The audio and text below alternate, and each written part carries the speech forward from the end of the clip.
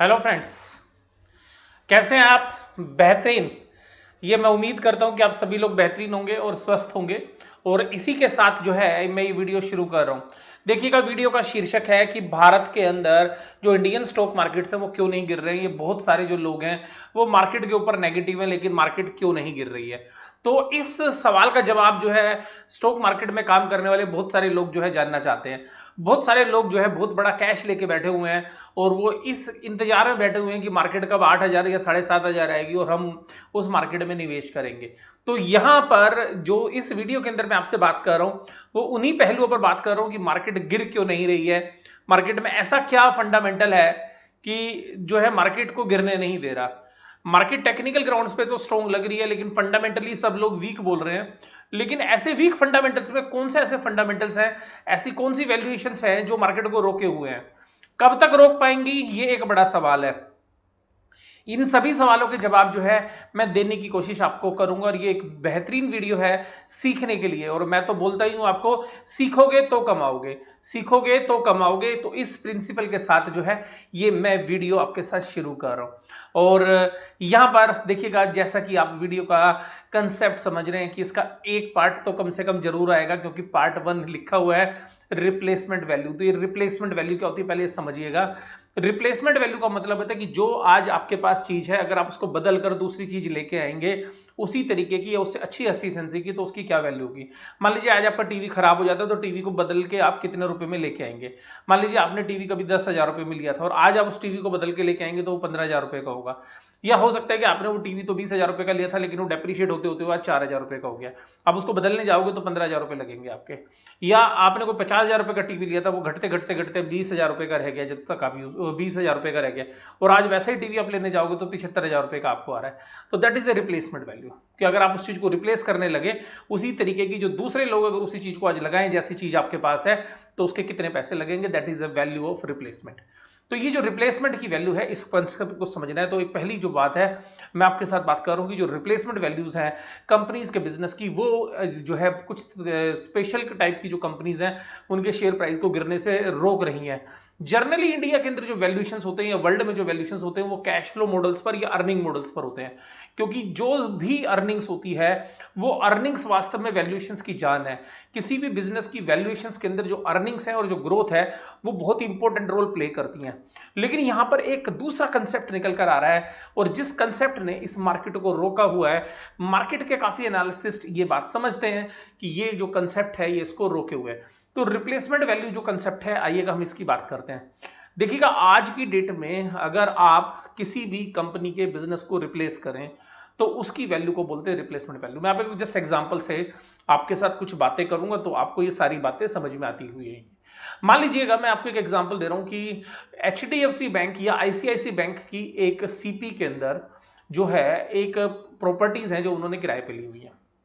जब उन्होंने आज से 20 साल पहले या 25 साल पहले या 30 साल पहले जब उनको उन्होंने किराए पे ली थी, उन प्रॉपर्टीज का किराया था 1 लाख रुपए पूरे साल भर का, मान लेते हैं। आज वो प्रॉपर्टी आप लेने जाओ तो वो आपको जो है 25 लाख रुपए में आपको वो वैल्यू मिलेगी। हालांकि 25 में भी नहीं मिले, 25 लाख महीने का है आज की डेट में। ये वैल्यू बड़ी, क्योंकि प्रॉपर्टीज के रेट बड़े। सीपी के अंदर जो लोग हैं वो एक सेंट्रलाइज लोकेशन है, वहां पे सारी दिल्ली के लोग आते हैं।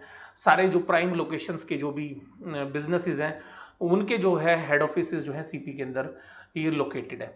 तो सीपी एक ऐसी लोकेशन है जहां पर कि सभी तरीके के लोग जो है व्यवसायिक जो गतिविधियां हैं, इकोनॉमिक एक्टिविटीज हैं, वो जोरों शोरों पर रहती है। इसलिए बहुत बड़ी मल्टीनेशनल कंपनीज के जो है शोरूम्स भी हैं वहाँ पे, स्टारबक्स भी है, बहुत बढ़िया सिनेमा घर भी हैं। और इंडिया के भी जो बहुत बढ़िया कॉर्पोरेट्स हैं उनके जो है रजिस्टर्ड ऑफिस उसी एरिया के अंदर आपको मिलेंगे, सीपी या उसके आसपास के जो एरिया के अंदर। एलआईसी की भी बहुत सारी बिल्डिंग्स हैं वहाँ पर, और उन्होंने बहुत सारा जो है किराया वहाँ से वो वसूल करते हैं। बहुत बड़ी एयरलाइंस की जो ऑफिस हैं वो भी वहीं पर है। तो आप देखिएगा तो सीपी एक ऐसी लोकेशन बनी पिछले 25-30 साल के अंदर। हालांकि वो आज़ादी के समय से ही बहुत बेहतरीन प्रॉपर्टीज रही हैं, लेकिन क्योंकि जगह कम होने की वजह से तो वहाँ पर जो डेवलपमेंट है वो भी जो है जोरों शोरों से रही, मेट्रो की सुविधाएं हैं या बाकी जो सारी सुविधाएं हैं वो सब वहाँ पे, और सेंट्रलाइज्ड लोकेशन है, तो इस वजह से जो सीपी है वो एक लाइमलाइट में है।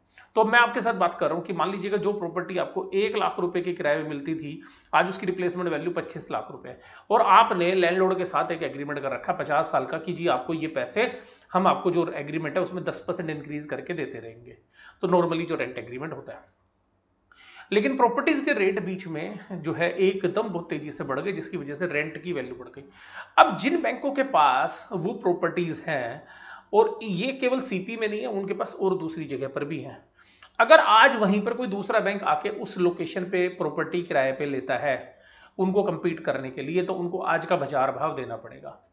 जबकि जो पुराने बैंक्स हैं, इंक्लूडिंग पब्लिक सेक्टर बैंक्स, चाहे उसमें एसबीआई की बात करिए, कैनरा बैंक की बात करिए या बाकी बैंकों की बात करिए, तो उन बैंकों की भी इस तरीके की जो है एक इंटेंजिबल बेनिफिट्स उनके पास है। तो मान लीजिएगा जहां पर अगर दूसरा कंपटीशन वाला बैंक अगर उसको लेगा तो 25 लाख देगा, आप उसके 1 लाख रुपए या 2 लाख रुपए, 3 लाख रुपए। तो जो पैसा इन बैंकों को सेव हो रहा है, जो पुराने बैंक्स हैं या पुरानी जो इस तरीके के एस्टेब्लिशमेंट्स हैं, तो उनके पास एक इंटेंजिबल बेनिफिट्स, और वो बेनिफिट अगले 20 साल 15 साल जितने साल का लीज रेंट बचा हुआ है वो वैल्यू बची हुई है। तो यहां पर जो वैल्यूज ये बची हुई है इसको आप बैलेंस शीट में शो नहीं कर सकते, ध्यान रखिएगा। इंडिया के अंदर जो अकाउंटिंग स्टैंडर्ड्स है, अकाउंटिंग स्टैंडर्ड 26 जिनके ऊपर वो अप्लाई हो रहा है, इंटरनेशनल अकाउंटिंग स्टैंडर्ड अप्लाई हो रहा है। अगर वो इंटरनेशनल फर्म्स हैं, अगर वो 2 जगह 4-5 जगह रिपोर्ट करती है तो अकाउंटिंग स्टैंडर्ड 38 इंटेंजिबल एसेट से रिलेटेड है। इसी तरीके से इंड एस जो कंपनियां इंड एस के दायरे में आती है उन पे इंड एस 38 लग रहा है इंटेंजिबल एसेट्स में। तो ये सभी के सभी अकाउंटिंग स्टैंडर्ड ये कहते हैं ये बेनिफिट आप बैलेंस शीट में नहीं करेंगे। तो सीधी सी बात है, आपके पास एक कंपटीटिव एडवांटेज है जो पुराने एस्टेब्लिशमेंट्स, अब मोस्टली ऐसी बहुत सारी कंपनियां अलग अलग सेक्टर के अंदर या अलग अलग सेगमेंट में है जहां पर कि उनके पास रिप्लेसमेंट बेनिफिट्स है, और इसी तरीके के जो बेनिफिट्स हैं वो और भी कंपनीज में मैं जो डिस्कस करूंगा। तो मैंने जस्ट आपको एक एग्जांपल बताया जो आपको सेविंग्स है और वो आगे आपको 10 15 20 साल और मिलने वाली है। तो अगर उसकी प्रेजेंट वैल्यू आज आप निकाल देते तो दैट इज इंटेंजिबल बेनिफिट्स। तो ये जो इंटेंजिबल बेनिफिट्स हैं ये वास्तव में एक इंपॉर्टेंट रोल प्ले कर रहे हैं कि मार्केट जब गिर रही है तब भी लोगों को लग रहा है कि जो बैलेंस शीट वैल्यू है उस बैलेंस शीट वैल्यू से ज्यादा वैल्यू अभी भी इनके पास, एक हिडन वैल्यू जो है इंटेंजिबल वैल्यू इनके पास बची हुई है।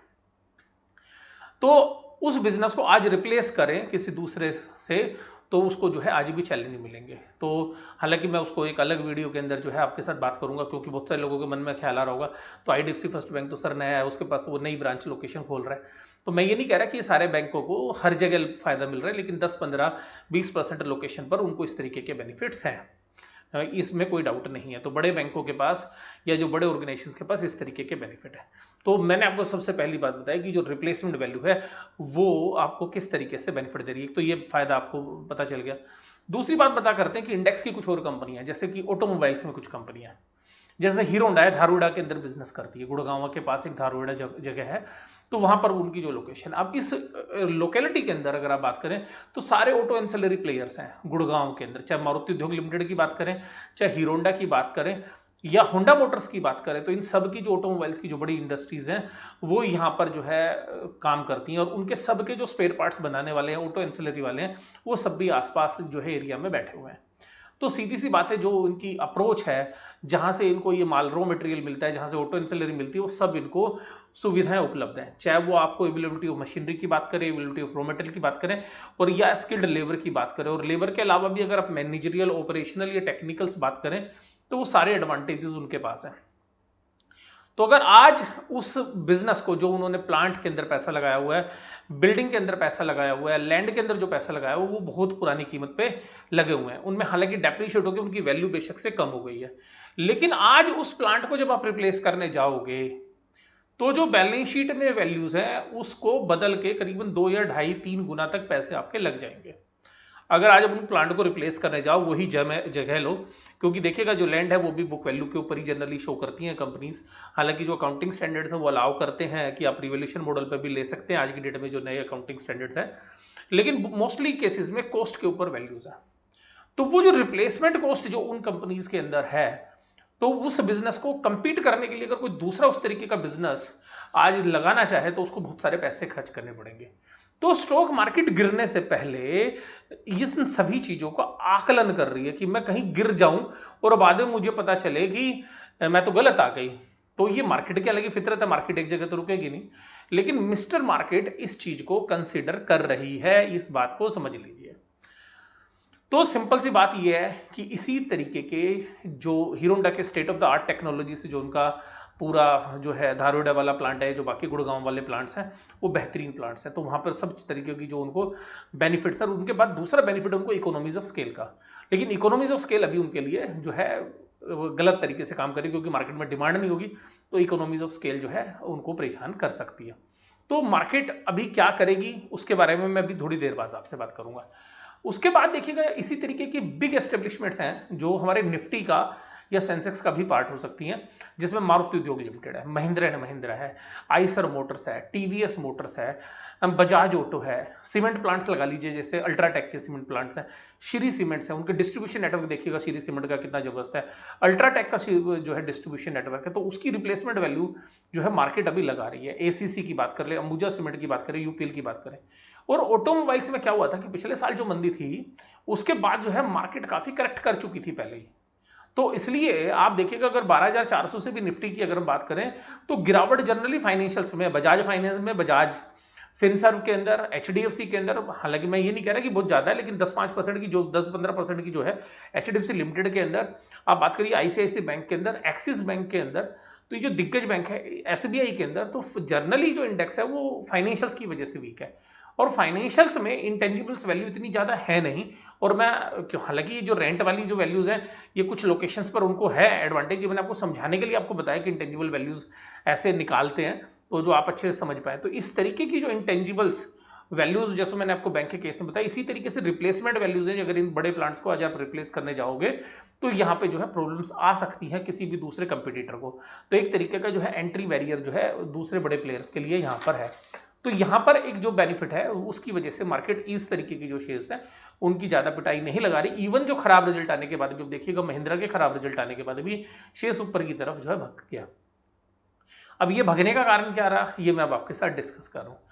अब आप कहोगे कि सर ये जो पूरी स्टोरी आपने हमें सुनाई, क्या ये मार्केट गिरेगी नहीं? मैं ऐसा मना नहीं कर रहा, ये मार्केट की एक समझ है, मार्केट की समझ बदलेगी मार्केट नीचे आ जाएगी, मार्केट की समझ इंप्रूव होगी ऊपर की तरफ लगेगी ऊपर भी जाएगी, यही मार्केट का फंडा है। तो क्या हमारी इन्वेस्टमेंट स्ट्रेटजी होनी चाहिए वो भी मैं आपके साथ बात करूंगा। देखिएगा जो हम वैल्यूएशंस करते हैं ना वो दो तरीके से, एक तो लिक्विडेशन बेसिस पे है या एक गोइंग कंसर्न है। लिक्विडेशन मतलब कंपनी बंद हो जाएगी और उसके बाद जो उसकी असेट्स बेच के पैसे आएंगे, तो लिक्विडेशन वैल्यू कोई जो है वो तो आप कैलकुलेट कर ही नहीं सकते, क्योंकि अगर लिक्विडेशन वैल्यू अगर आप गोइंग कंसर्न एंटिटी में करोगे तो फिर वो बेमानी है। तो वो तो अगर आप देखेंगे कि जो आईबीसी में भी जो कंपनीज गई उनको भी जो अगर उनकी लिक्विडेशन वैल्यू देखते तो कोड़ियों के भाव वो बिकी, लेकिन बाद में उन्होंने को बड़े प्लेयर्स ने लिया, जैसे इलेक्ट्रो स्टील की बात करें, इलेक्ट्रो स्टील स्टील लिमिटेड की बात करें, या रुचि सोया की बात करें, तो इस तरीके की जगह रुचि सोया को जैसे पतंजलि ने लिया, इलेक्ट्रो स्टील को वेदांता ने लिया, तो उन्होंने उन बिजनेस को टर्न अराउंड कर दिया, तो क्योंकि उनको पता था कि इस तरीके के प्लांट लगाने जो है बड़े मुश्किल है इस कॉस्ट के ऊपर। तो उन्होंने जिन वैल्यूज पे कंपनीज को खरीदा तो उनको ये बात पता थी कि इनकी रिप्लेसमेंट वैल्यू बहुत ज्यादा है और हमें चीजें सस्ते में मिल रही है।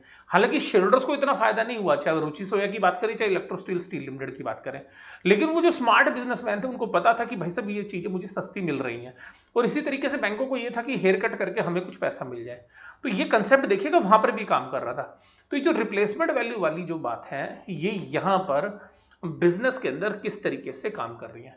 तो जनरली ये जो रिप्लेसमेंट वैल्यूज है एक तरीके के इंटेंजिबल राइट्स हैं, यानी कि जिनको आप छू नहीं सकते, देख नहीं सकते, लेकिन आपको पता है कि वैल्यू है। जैसे मैंने अभी टेनेंसी राइट्स की बात की कि अगर आपके पास 20-25 साल की टेनेंसी राइट्स हैं और आपको सस्ते रेट पे प्रॉपर्टी मिल रही है मार्केट रेट से सस्ते में, तो वो टेनेंसी राइट्स आपको क्या कर रही है कि आपको बेनिफिट दे रही है। अब मैं वो सीपी वाली बात पे ही दोबारा से लेके आता हूं। अब कोविड-19 के बाद हुआ क्या कि अभी मार्केट वेट एंड वॉच में है रिप्लेसमेंट वैल्यू के कंसिडर में। एक बार मार्केट को लगा कि यार ये सब कुछ बर्बाद हो जाएगा, तो मार्केट ने एक बार तोड़ दिया, लेकिन ऊपर से उठ के आके देखिएगा 7,500 से 10,000 आ गई। अब है पहली चीज, अगर economic activities as it is चलती रही, जिसकी चांसेस थोड़े से कम है, तो वैल्यू सेम रहेंगी। अगर कोविड-19 की प्रॉब्लम्स के बाद 2, 4, 5, 6 महीने तक ये टेम्परेरी फेस रहा तो भी कोई ज्यादा नहीं है, वैल्यू इतनी डिटोरिएट हो चुकी है, स्टॉक मार्केट 12,400 से 10,000 से नीचे आ चुका है। अब मार्केट ये देख रही है कि अगर ये एक्टिविटीज कम होंगी तो देखिएगा एक्टिविटीज कम होने से क्या होगा। आप देखिएगा वहाँ पे स्टारबक्स का जो है आउटलेट है, तो स्टारबक्स वालों की कॉफ़ी कम सेल होगी, तो वो उस जगह का किराया कम देंगे, उस प्रॉपर्टी की वैल्यू कम होगी। मोहनलाल सन्स, स्नो वाइट, बहुत सारी मल्टीनेशनल कंपनीज के जो रिटेल शोरूम्स हैं वहाँ पे, वो सब जो है उनकी सेल कम होगी, उनकी रेंटेड इनकम कम हो जाएगी, तो कमर्शियल एक्टिविटी कम हो जाएगी, कमर्शियल एक्टिविटी कम होगी तो उनकी वैल्यूज़ कम हो जाएंगी, वैल्यूज़ कम होंगी तो उनके प्रॉफिट कम होंगे। तो अल्टीमेटली क्या है, अगर लोगों का फुटफॉल नहीं होगा, फुटफॉल का बिजनेस है पूरा, अगर फुटफॉल अगर कम हो जाएगा सोशल डिस्टेंसिंग की वजह से, और अगर ये चलता है साल 2 साल, तो ये इस तरीके की जो प्रॉपर्टीज हैं वहां पर जो इंटेंजिबल बेनिफिट्स हैं, जो आज की डेट में मैंने चलो बैंकों का एग्जांपल लिया, तो वो जो 25 लाख वाला किराया था जिसकी वैल्यू आप आज 1 लाख रुपए दे रहे थे, तो वो 25 लाख वाले किराए की भी जो नोशनल वैल्यू घटकर जो है 15 लाख या 10 लाख रह जाएगी, तो आपके इंटेंजिबल बेनिफिट्स की वैल्यू भी कम हो जाएगी। इसी तरीके से जो ऑटोमोबाइल्स के अंदर जो कंपनियां हैं, उन्होंने बड़े बड़े प्लांट तो लगाए, लेकिन अगर वहां पर डिमांड ही नहीं होगी तो आप देखिएगा उसको रिप्लेस करने के लिए कोई बड़ा प्लांट लगाएगा क्यों? तो उसकी जो रिप्लेसमेंट कॉस्ट थ्योरी है वो भी फेल हो जाएगी अगर इकोनॉमिक एक्टिविटीज में स्लो डाउन आता है। तो मार्केट अभी वेट एंड वॉच में है कि कितनी इंपैक्ट इस कोविड-19 का पड़ना है। अगर ये पड़ना है 10-15% तो मार्केट अब्जॉर्व कर लेगी, लेकिन अगर 10-15% पड़ना है या 20% पड़ना है और वो 2 साल के लिए पड़ना है, अगर आप एक बात करें तो 2 साल के लिए, 3 साल के लिए, या परमानेंटली ये डिक्लाइन आ जाए, डी ग्रोथ, तो उसको मार्केट बड़ा सीरियस लेगा। तो सिंपल सी बात है, तो मार्केट की भी समझ में, अभी जो मार्केट एक्सपर्ट्स हैं उनकी भी समझ में ये बात नहीं आ रही है, क्योंकि सारी इंफॉर्मेशन क्वार्टरली रिजल्ट से निकल के आएंगी। तो बहुत सारे लोग आप देखिएगा कि स्टॉक्स में की बजाय स्टॉक्स को खरीद रहे हैं, साथ में हेजिंग भी कर रहे हैं, स्टॉक्स भी खरीद रहे हैं तो उनके फ्यूचर्स को भी शॉर्ट कर रहे हैं, या पुट एंड कॉल्स के अंदर भी अपनी जो है वो स्ट्रेटेजी जो है हेजिंग जो है बहुत सारी पोजीशंस है। और यही रीजन है कि आप देखिएगा कि जो शेयर्स हैं वो ऊपर जाने के बाद तुरंत नीचे आ जाते हैं, टिक नहीं पा रहे हैं, क्योंकि मार्केट में जो ले रहा है उसको भी सर्टेनिटी नहीं है।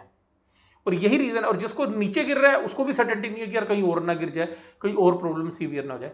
तो मार्केट में कॉन्फिडेंस की कमी है, इस बात से इनकार नहीं किया जा सकता, वो सभी सेक्टर के अंदर है। और मैंने जैसे आपको सीपी का बताया, तो सीपी में तो ढेरों दुकानें हैं, मिठाइयों की दुकान है, चाहे आप सारे बड़े बैंकों की बात करोगे, सारे बड़े बैंकों के जो है आउटलेट है, LIC का या बाकी जनरल इंश्योरेंस उन सब का, इंडिया बुल्स का, आप जो है ओडियन स्वीट्स की बात करें, जैना बुक डिपो की बात करें, और अभी तो क्या नाम है, हीरा स्वीट्स वालों ने भी वहाँ पे खोला था। तो बहुत बड़े बड़े आउटलेट्स भी जो है वहाँ पे हैं, लेकिन कमर्शियल एक्टिविटी होगी तो मैंने आपको बताया कि वो डाउन साइजिंग होगी, और उसकी वजह से जो उनके इंटेंजिबल बेनिफिट्स भी बैलेंस शीट में वो भी खत्म होंगे। इसी तरीके से जो कंपनी ऑटोमोबाइल्स हैं उनके पास पेटेंट्स वाले राइट्स हैं, उनको टेक्निकल नॉलेज है, टेक्निकल नो हाउ है, तो वो जो इंडस्ट्रियलाइजेशन वाली जो कंपनी, उनके टेक्निकल नो हाउ की यूटिलाइजेशन नहीं होगी अगर सेल नहीं होगी तो, क्योंकि जो सेल्स है, जो रेवेन्यू फ्रॉम ऑपरेशन है, वो सभी तरीके की प्रॉफिट्स की माँ है। तो प्रॉफिट्स जब होंगे जब सेल होगी, तो प्रॉफिट सभी तरीके के सेल्स की जननी है, यानी कि माँ है। तो जब तक उसमें इंप्रूवमेंट नहीं होगा तब तक कुछ नहीं होने वाला है। तो सिंपल सी बात है, तो मार्केट अभी वेट एंड वॉच में है। तो जो बहुत सारे लोग हैं कि बिल्कुल एकदम गिर जाएगी, एकदम ऊपर चढ़ जाएगी, तो देखिएगा मुझे पर्सनली ऐसा लगता है कि मार्केट अभी इंतजार के मूड में है। जैसे जैसे इंफॉर्मेशन आती जाएंगी, प्रॉब्लम कितना इंपैक्ट कर रही है, उसके बाद ही जो है मार्केट रिएक्ट करेगी, और रिएक्ट करने में ज्यादा टाइम नहीं लगेगी। गिरना भी होगा तो भाई साहब 2 या 3 दिन का काम है, आप सोच हिसाब भी नहीं लगा पाओगे। रात को आप सोओगे सही सलामत, सुबह मार्केट खुलेगी एकदम नीचे। तो सिमिलरली जो ऊपर के लिए भी सेम रूल है। तो आप देखिएगा यहाँ पर जो डिटोरिएशन होगी वो टेक्निकल नो हाउ में भी होगी, और जो बिजनेस के अंदर जो गुडविल है, जो इंटेंजिबल एसेट्स है, तो उसकी बहुत इंपॉर्टेंस है। आप ऑडिटर के एंगल से बात करें, कंपनी के एंगल से बात करें, आप देखिएगा इस बार के जितने क्वार्टर रिजल्ट्स हमने पढ़े बड़ी कॉर्पोरेट्स के, चाहे महिंद्रा की बात करें हमने, चाहे बजाज फाइनेंस की बात करें, कल मैं ग्रासिम का भी एनालिसिस कर रहा था, या बैंकों की भी बात कर रहे थे, तो NBFC की भी बात कर रहे थे, तो हम सिंपल सी एक चीज थी, उनके सबके क्वार्टरली स्टेटमेंट खोल के देखिए, उन्होंने कोविड-19 का एक अलग जो है नोट्स टू अकाउंट बना के दिया हुआ है। उसके बाद देखिए इंटेंजिबल एसेट्स का, इवन रिलायंस की अंदर मैंने बड़ा डिटेल में इस बात को पढ़ा था कि इंटेंजिबल एसेट्स के बारे में उन्होंने कहा था कि कोविड-19 की वजह से अभी इकोनॉमिक एक्टिविटीज इतनी स्लो डाउन नहीं हुई है कि जिसकी वजह से जो हमारी इंटेंजिबल एसेट्स है उनकी वैल्यू डिटोरिएट हो। क्योंकि ये अकाउंटिंग स्टैंडर्ड्स ये कहते हैं कि हर बैलेंस शीट डेट के ऊपर आप इंटेंजिबल एसेट्स की वैल्यू को रिव्यू करेंगे। रिव्यू करने का मतलब है कि आप उनको दोबारा से कैलकुलेट करेंगे, और अगर ऐसी स्थिति, ऐसे सर्कमस्टांसेस, ऐसी परिस्थिति आई है कि उनके अंदर डिक्लाइन हो गया है, तो वो डिक्लाइन जो है आप तुरंत प्रभाव से अपनी बैलेंस शीट में दिखाएंगे, और जिसका असर प्रॉफिट एंड लॉस के अंदर आपके प्रॉफिट को कम करता हुआ नजर आएगा। तो तो इस बार तो सारी कंपनियों ने कहा कि मोस्टली कंपनीज ने कि ऐसी कोई सीवियर प्रॉब्लम नहीं थी, हमारी गुडविल पे या हमारी इंटेंजिबल एसेट्स पे कोई डेंट नहीं पड़ा। तो मार्केट ये सीरियसली देख रही है कि अगले 1-2 क्वार्टर के अंदर अगर बैलेंस शीट के अंदर जो गुडविल की वैल्यू है, बैलेंस शीट के अंदर जो इंटेंजिबल की वैल्यूज है, अगर वो डिटोरिएट होती है और रिप्लेसमेंट कॉस्ट कम होती है तो उसके जो है सीवियर इंपैक्ट हो सकते हैं। और अगर ये सब कुछ सुधर जाता है तो मार्केट रिएक्ट भी तुरंत कर देगी। तो ये सारा का सारा जो है इन इकोनॉमिक एक्टिविटीज पर, इंडिया के अंदर किस तरीके से इकोनॉमिक एक्टिविटीज चलेंगी, इस पे दारोमदार है। अभी लॉकडाउन खुल गया, लेकिन खुलने के बाद पूरा क्या रिएक्शन आया ये मार्केट को भी समझ में नहीं आ रहा। तो मिस्टर मार्केट समझने के लिए तैयार हो रही है कि किस तरीके की एक्टिविटीज होंगी। जैसे आप देखिएगा यूएस के मार्केट के अंदर, एकदम सीधा सा जो है अपने आप वी शेप रिकवरी देखिएगा, और वहां पे नेस्डेक के शेयर्स के अंदर सबसे ज्यादा रिकवरी थी। वहां पे डाउन साइज भी कम था क्योंकि उनकी जो कंपनीज हैं, जो नेस्डेक के अंदर कंपनी है, उन पे इंपैक्ट कम था। और इसी तरीके देखिए डाउ जोन्स एक ही दिन के अंदर 1500-1800 पॉइंट की जो है गिरावट दिखा देता है, हालांकि अगले दिन 300-400 पॉइंट 500 पॉइंट चढ़ भी जाता है। लेकिन वो सीधी सी बात है, इतना पेन आया क्यों? क्योंकि मिस्टर मार्केट को समझ में आया कि इकोनॉमिक एक्टिविटीज का स्लो डाउन होगा। तो सिंपल सी बात यह है। और जब मार्केट को जो चीज नहीं समझ में आएगी, मार्केट उसके ऊपर तुरंत रिएक्ट करेगी। और इसीलिए मैं बोल रहा हूं कि मार्केट के अंदर अगले 1-2 महीने बहुत वोलेटाइल रहेंगे, क्योंकि इकोनॉमिक एक्टिविटीज के ऊपर किस किस तरीके की खबरें आती रहेंगी, उसके हिसाब से मार्केट रिएक्ट करती रहेगी। तो मैंने अकाउंटिंग स्टैंडर्ड्स की भी बात करी आपको कि क्यों अकाउंटिंग स्टैंडर्ड्स इंपॉर्टेंट है वैल्यूएशंस के अंदर, और किस वजह से जो है ऑडिटर्स के ऊपर भी एक रिस्पॉन्सिबिलिटी होती है कि इंटेंजिबल एसेट्स की वैल्यू को हर बार बैलेंस शीट में रखें, और बैलेंस शीट में अगर कोई वैल्यू कम होती है तो आप उसको तुरंत असर जो है दिखाएं हमें। अब बात आती है कंक्लूजन की कि आज की स्टडी में हमने क्या सीखा। तो देखिएगा mister market wait and watch situation में है, तो कोई दिक्कत ही नहीं है। अगर इकोनॉमिक इंपैक्ट अगर पड़ेगा कि नेगेटिवली, कि फुटफॉल कम होगा, लोग कम आएंगे, बिजनेस में कम पार्टिसिपेट करेंगे, स्टाफ कम हो जाएगा, कॉस्ट भी कम हो जाएंगी, रेवेन्यूज भी कम हो जाएंगे, तो वो जनरली एक रिसेशन की सिचुएशन को क्रिएट करता है। इकोनॉमिक्स के अंदर अगर हम बात करें तो वो जो रिसेशन अगर होती है या मंदी होती है तो वो मार्केट को बिल्कुल पसंद नहीं आएगी। जो अभी 5% के जो जीडीपी के डाउनफॉल की बात जो है बहुत सारे जो है ब्रोकरेज हाउसेज या जो रेटिंग एजेंसीज हैं वो कर रही हैं, तो वो देखिएगा आगे आने वाला समय बताएगा। तो उस पर भी मार्केट को यकीन नहीं हो रहा है, मार्केट ने उस पर आधा यकीन किया है 2.5% का, तो आप देखिएगा मार्केट ने उतना करेक्ट कर दिया है। अगर वो सच में होता हुआ नजर आएगा तो फिर आगे इंपैक्ट आएंगे। और इसीलिए गवर्नमेंट ने देखिएगा ज़्यादा डेटा जो है आईआईपी के या जो जीडीपी के डेटा है या जो बाकी इन्फॉर्मेशन है पब्लिश नहीं करी इस बार। कुछ उन्होंने कारण दिए कि हमारे पास डेटा के जो है सोर्स नहीं थे इस बार, लेकिन वो गवर्नमेंट भी समझती है कि अगर ये आएंगे तो मार्केट के अंदर नेगेटिव इंपैक्ट पड़ेगा, तो बजाय कि इसके कि उनका नेगेटिव इंपैक्ट पड़े तो उनको छुपा लेना जो है ज़्यादा बेहतर है। और अब यहाँ पे जो सहारा है वो सबको क्वार्टरली रिजल्ट्स का है कि नेक्स्ट क्वार्टर में कैसे रिजल्ट होंगे। तो मार्केट मान के बैठी है कि वो आधा तो लॉकडाउन की वजह से वो खराब होंगे, और मेजर जो फोकस है वो सितंबर क्वार्टर के रिजल्ट्स के बाद आएगा। मैं आपको सिंपल सी बात, तो इसीलिए मैं आपको कह रहा हूँ 6 महीने मार्केट को वोलेटिलिटी झेलनी पड़ेगी, इसमें कोई भी डाउट नहीं है। तो जब तक क्लियरिटी नहीं आएगी, अगर इकोनॉमिक स्लो डाउन मान लीजिए अगर वायरस जो है वो कंट्रोल में आ जाता है या एंटीवायरस आ जाता है या कोई वैक्सीन आ जाती है, तो सिंपल सी बात ये है कि उस समय पर मार्केट जो है रिएक्ट करेगी कि उसको ये लगेगा कि इकोनॉमिक एक्टिविटीज़ बढ़ती नजर आएंगी। और अगर ये कोरोना हमारे नेचर का पार्ट हो गया, हमारी ज़िंदगी का पार्ट हो गया, तो उसके कितने इकोनॉमिक स्लो डाउन होंगे ये जो है एक जो है स्टडी का विषय रहेगा। और मार्केट के अंदर जो बहुत बड़े बड़े ब्रोकरेज हाउसेज हैं, रेटिंग एजेंसीज हैं, वो इसी काम पे लगी हुई हैं और वो इसी का एनालिसिस कर रही हैं। और स्टॉक मार्केट के अंदर जब उनके एनालिसिस कंप्लीट होंगे तो वो पहले रिएक्ट करेंगे, जो भी करेंगे। अब बात आप कहोगे कि सर आपकी क्या एडवाइस है इसमें, तो देखिएगा जी मैं आपको ये बात करता हूँ, देखिए एडवाइस जो है सबकी अपनी है, अपने विवेक पे होती है। मेरा जो एक कंक्लूसिव जो रिजल्ट है वो मैं आपके साथ शेयर कर रहा हूँ। देखिएगा सबसे पहली बात ये है कि सबसे पहली बात है कि 3 तरीके के इन्वेस्टर हैं। पहला है जो फोमो से प्रभावित है, वो सच भी हो सकता है, उनको लगता है कि मार्केट इस भाव पे आएगी नहीं और ये भग रही है, उसको पकड़ लो। तो फोमो में अगर आपको लगता है कि हाँ ऐसा होगा, ये आपकी राय पे, तो भाई साहब आप सारा पैसा एक ही बार डाल दो, आप बल्ले बल्ले हो जाएगी। लेकिन अगर आपके हिसाब से नहीं होगा तो आपको नुकसान भी सबसे ज्यादा होगा। दूसरा है जो कॉन्फिडेंट है कि मार्केट तो 6,500, 7,000, 8,000 आएगी। अगर आपको इस तरीके का कॉन्फिडेंट है तो भाई साहब आप अपना मार्केट से दूर रहो, इंतजार करो पैसा लेने का। अगर मार्केट आ गई तो आप वहां खरीद लेना, और नहीं आई तो आपको अपॉर्चुनिटी लॉस होगा, ब्याज तो मिल ही रहा होगा। लेकिन वहां पर भी एक और नुकसान आपको हो सकता है, वो बता देता हूँ कि जब मार्केट नीचे आएगी ना, 8,000 भी आ गई मान लेते हैं आपकी बात, या 7.5 भी आ गई, या इवन 6 भी आ गई, या जो भी आप लेवल सोचते हैं वो आज गए, तो वहां पर इतनी नेगेटिविटी होगी आप खरीद ही नहीं पाओगे, आप खरीद ही नहीं पाओगे शेयर्स, ये भी पक्की बात है। क्यों इतनी नेगेटिविटी होगी, आपको 8 पे लगेगा 7.5, 7.5 पे लगेगा 7, 7 पे लगेगा 6.5, 6.5 पे लगेगा 6, 6 पे बोलेंगे 4।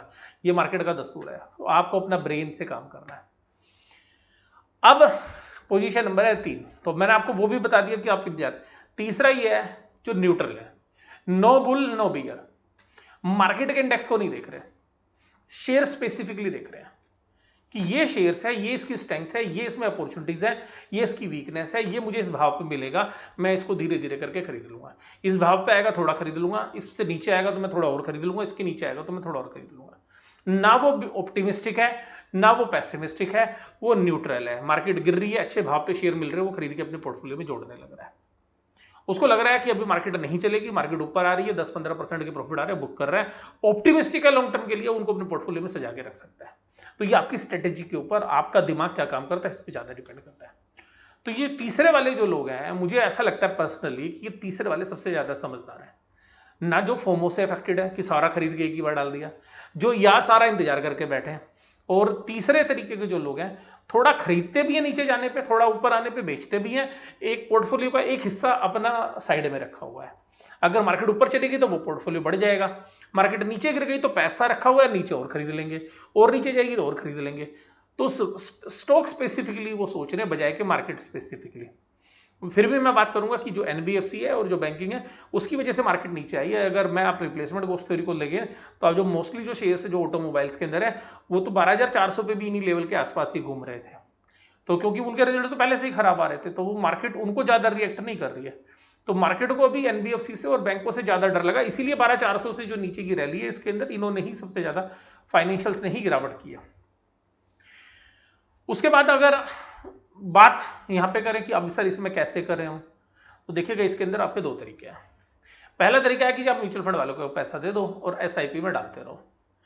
अगर आप सेक्टोरली किसी सेक्टर पे बुलिश हो, जैसे कि आज की डेट में हो सकता है फार्मा पे हो या एग्रो पे हो कि ये बुलिश है और यहाँ पे सब कुछ होगा, तो ये भी हो सकता है। अगर आपकी थ्योरी सही निकल गई तो आपको ज्यादा पैसे बन जाएंगे, नहीं तो आप डाइवर्सिफाई रख सकते हैं सब। दूसरा तरीका है कि आप खुद पैसा लगाएं, खुद स्टडी करें, खुद जो है नॉलेज लें, कंपनियों की वैल्यूएशंस निकालें, या कुछ हमारे जैसे लोगों की हेल्प ले सकते हैं कि भाई जो वीडियो आपको दे रहे हैं उनसे आप कोई कंक्लूजन निकालें, खुद अपनी स्टडी करें। तो ऐसे ही जगह से भी आप हेल्प मिल सकती है जहां पे आपका पैसा आपके हाथ में रहेगा, कंट्रोल आपके हाथ में रहेगा। इसके अलावा और जो ऑप्शंस हैं बहुत सारी, वो भी ऑप्शंस जो है मैं कभी आपके साथ डिस्कस करूंगा, क्योंकि वीडियो का टाइम काफी ज्यादा हो गया है। तो यहां से मैंने आपके साथ आपके तीनों तरीके की दिमाग की बात कर दी। अगर आप फोमो से ग्रसित है, आपको लगता है मार्केट एकदम बग जाएगी, भाई साहब सारा पैसा आज ही लगा दो। आपको लगता है जी नहीं मार्केट तो नीचे आएगी, सारा पैसा लेके बैठे रहो, भाई साहब इंतजार करना, आ गई तो बल्ले बल्ले, नहीं होगी तो कोई बात नहीं। तीसरे तरीके के लोग हैं, कुछ पैसा इन्वेस्टेड रखा हुआ है, धीरे धीरे नीचे आ रही है इन्वेस्ट करते जा रहे हैं, ऊपर जा रही है बेचते जा रहे हैं। एक हिस्सा पोर्टफोलियो का लॉन्ग टर्म रखा हुआ है, उसको उन्होंने अभी हाल फिलहाल में बेचना नहीं है। स्टॉक स्पेसिफिकली प्ले कर रहे हैं, ये नहीं कि मार्केट के हिसाब से कौन से सेक्टर में रिस्क कम है, पेन कम है, कोविड का असर कम है, उसका एनालिसिस कर रहे हैं, स्टडी कर रहे हैं, कंपनी अच्छी है, प्रमोटर अच्छे हैं, फ्यूचर के प्रोजेक्शन अच्छे हैं प्रॉफिट्स के, उन सबको एनालिसिस करके ही वो स्टडी कर रहे हैं। तो यहां पर देखिएगा मुझे जो स्ट्रेटेजी लगती है, जो तीसरे नंबर पे मैंने आपसे जो बात की, मुझे सबसे अच्छी यही लगती है और मैं खुद भी इसी स्टडी के साथ काम कर रहा हूं। प्रॉपर मात्रा में कैश रखा हुआ है, प्रॉपर मात्रा में अलॉटमेंट की हुई है, नीचे मार्केट आती है खरीदते हैं, ऊपर जाती है बेचते हैं, और अभी भी नीचे आएगी उन शेयर्स को खरीद सकते हैं जहां पर कि हमें लग रहा है कि वैल्यूएशन है, इंप्रूव कर सकती हैं। और स्पेशली मैं आपके साथ बात कर रहा हूं कि फार्मा भी थोड़ा बेशक से महंगा हो गया है, लेकिन करेक्शन में फार्मा में भी अभी अगर आप सिलेक्टिवली ढूंढेंगे तो कुछ शेयर्स आपको मिल जाएंगे। और इसी संदर्भ में मैं कुछ वीडियोस भी आपको, जब मार्केट बिल्कुल नीचे थी, मैंने 4-5 आपको फार्मा शेयर भी डिस्कस किए थे। 3 शेयर्स मैंने आपको कोविड वाले भी किए थे, जिसमें बालाजी माइंस, मेगमनी ऑर्गेनिक्स और हाइकल का शेयर्स था। तो वहां पे देखिएगा मेगमनी को छोड़े तो मेगमनी ने भी हालांकि 10-15%, लेकिन बाकी जो दोनों शेयर्स हैं उन्हें बहुत अच्छी परफॉर्मेंस वहां से दिखाई है जहां हमने डिस्कस किया था। फार्मा की जो 4 और 5 और 6 शेयर्स किए थे वो बहुत अच्छा किया। कॉफी कैन पोर्टफोलियो में जो हमने बात की थी वो शेयर्स भी देखे या तो टूटे नहीं है या ऊपर आ गए हैं। और इसी तरीके से यहाँ पर जो कोविड-19 की प्रॉब्लम के बाद अपॉर्चुनिटीज भी आपके सामने आएंगी, बट यहाँ पे ये आंख बंद करके ना तो पैसा लगाना है और ना ही आप सारा का सारा पैसा रख सकते हैं। तो आपको सिस्टम से, समझ से ही जो है काम करना है, और मार्केट में हमेशा ऐसी अपॉर्चुनिटीज रहती हैं और इस समय तो जो मुझे जो पर्सनली लगता है, हो सकता है कि अगर मार्केट नीचे नहीं आएगी तो हो सकता है हमारे को अपॉर्चुनिटी लॉस हो, मार्केट ऊपर जाएगी तो हमें अपॉर्चुनिटी गेन नहीं आएगा, क्योंकि जो हमारी पोर्टफोलियो है उसमें फायदा हो जाएगा। लेकिन दोनों सिचुएशन में अगर मार्केट बहुत गिर गई तो हमें नुकसान भी कम होगा, मार्केट बहुत चढ़ गई ऊपर तो हमें प्रॉफिट भी थोड़ा कम होगा। बट कैपिटल जो है उसको प्रोटेक्ट करना भी बहुत इंपॉर्टेंट होता है, तो कैपिटल प्रोटेक्शन भी बहुत इंपॉर्टेंट है। आपको वीडियो कैसी लगी जरूर से जरूर आप मुझे कमेंट बॉक्स में बताइएगा। वीडियो देखने के लिए धन्यवाद। Thank you very much.